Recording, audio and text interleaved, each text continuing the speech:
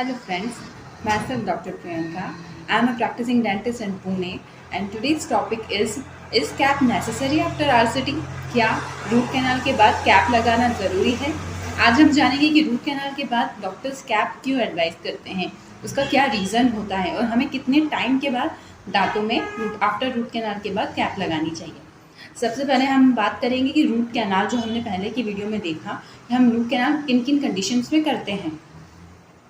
तो root canal करने के बाद जो दांत का पोर्शन होता है, जो हम रूट कैनाल प्रोसीजर सब कुछ करते हैं, उसमें दांत काफ़ी वीक हो जाता है। अगर हमारे टूथ में काफ़ी डिकेड हुआ है, इसके कारण हमारा साउंड टूथ स्ट्रक्चर काफ़ी डिस्ट्रॉय हो चुका है, तो उसमें हमें कैप की ज़रूरत लगेगी।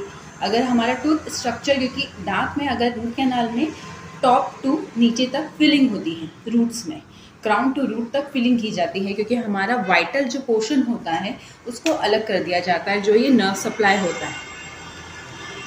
ये जो आप देख रहे हैं रेड, ये नर्व्स है। ये क्लीन होने के बाद दांत वैसे ही थोड़ा सा नॉन वाइटल हो जाता है और उसमें पेन के सेंसेशन ये सब नहीं आते। तो जब दांत में नर्व सप्लाई बंद हो जाएगा तो दांत वैसे ही थोड़ा सा वीक हो जाता है। उसके बाद अगर हम उसमें सेंटर से होल करके उस नर्व्स को क्लीन करते हैं तो एक बड़ा सा होलो, जैसे ये दिख रहा है, बड़ा सा होल उसमें दिखेगा, वहाँ से हम उस नर्व तक पहुँच पाते हैं, उसको क्लीन करते हैं। फिर क्राउन टू रूट तक उसमें फिलिंग की जाती है, तो वो क्राउन पोर्शन से लेकर रूट तक वो दांत वैसे ही काफ़ी वीक हो जाता है।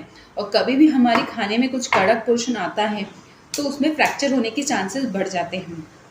तो कैप लगाना इसीलिए एडवाइस किया जाता है कि रूट कैनाल प्रोसीजर तक जाते जाते दांत का काफ़ी टूथ स्ट्रक्चर डिस्ट्रॉय हो चुका होता है और उसमें हमें भी होल्ड करके उसमें फिलिंग करनी पड़ती है, जो जड़ से लेकर दांत के ऊपर के क्राउन तक फिलिंग की जाती है। फिर उसके बाद जो दांत का पोर्शन बचता है वो बहुत मिनिमम होता है। अगर वो थोड़ा भी मैस्टिकेटेड फोर्स, अगर खाने का फोर्स उसमें लगेगा तो वो दांत में फ्रैक्चर होने के चांसेस होते हैं।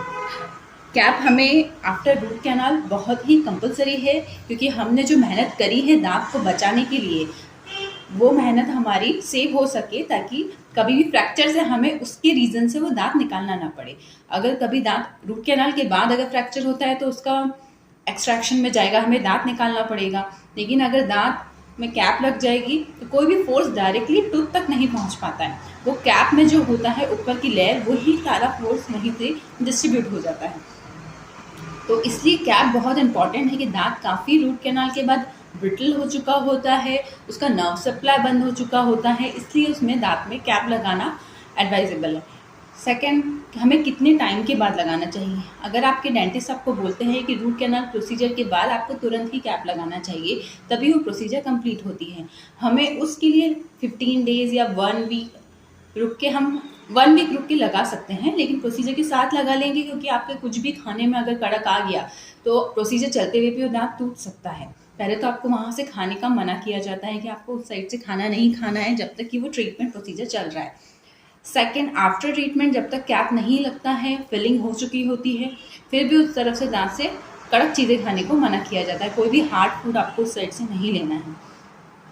तो उस प्रोसीजर के कंटिन्यूशन में ही अगर आप कैप लगा लेते हैं तो आपके दांत प्रोटेक्ट हो जाता है, ताकि आप कुछ भी खाएंगे तो अननेसेसरी फोर्स नहीं लगेगा। क्योंकि आफ्टर पेन सबसाइड होने के बाद हमें उस साइड ध्यान नहीं रहता है कि हम मुंह में जो डाल रहे हैं वो उस दांत में लग रहा है या नहीं लग रहा है। इसलिए कैप तुरंत ही करा लिया जाए तो दांत की प्रोटेक्शन के लिए अच्छा रहता है।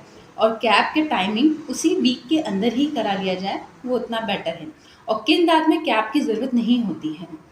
अगर दांत में फिलिंग बहुत छोटी है, आपका टूथ का पोर्शन बहुत कम से कम डिस्ट्रॉय हुआ है, कम से कम सड़ा है, जिसकी वजह से हमें दांत में से वो पोर्शन कम निकालना पड़ा है, आपका हेल्दी टूथ सबसे ज़्यादा है, जो साउंड टूथ स्ट्रक्चर है आपका काफ़ी अच्छा बचा है, तो ऐसे पोर्शन में आपको उतना ज़रूरत नहीं होती है कैप लगाने की। लेकिन आफ्टर RCT, क्योंकि उसका नर्व सप्लाई सब कुछ बंद हो चुका है उस दांत का और दांत ब्रिटल हो चुका होता है, तो एक नॉर्मल मैस्टिकेटिव फोर्स से भी वो ब्रेक हो सकता है, फ्रैक्चर हो सकता है। इसलिए उस दांत में कैप लगाना उतना ज़रूरी है।